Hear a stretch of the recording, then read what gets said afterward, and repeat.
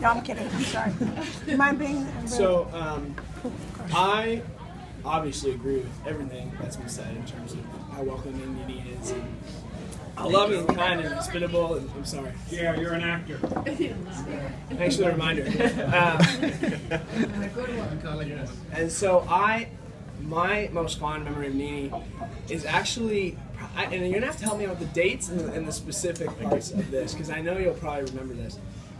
So, one of my favorite parts of every summer is when Nini and Pop come and join us on the Cape, and we get to spend some time with them, you know, us four and them, and it's just very special because we just get to hang out, and it's a very exclusive time, which is really nice. And what we always do is we go to Tomatoes, which is a restaurant down in Sandwich. Sandwich. And this is probably, thank you.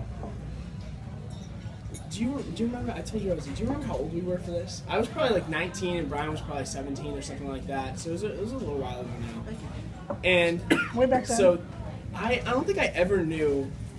Obviously, I've always had a good relationship with Nini, but I never knew how funny she was. Because I think Nini is maybe the sneakiest funny person that I know. She has one-liners like you wouldn't believe. What'd you say?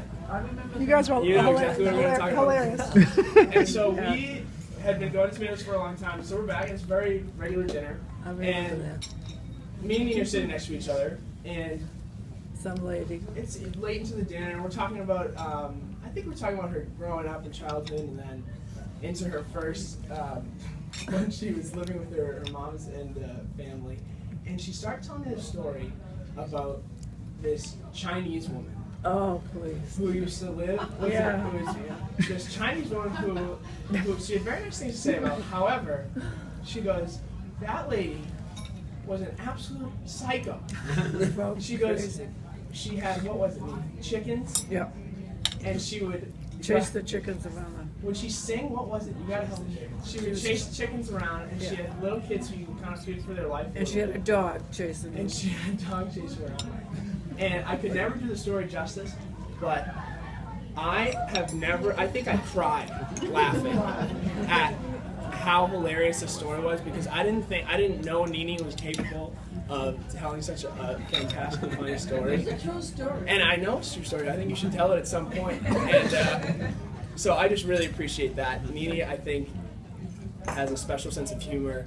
It's a bit of a lack of a filter and a bit of not really caring what people think, and I absolutely admire and respect that. And I think that that's something that I'd like to bring into my life a little bit, and I just know that I have had a much funnier relationship with Nini after that story and after that. So I love you, Nini.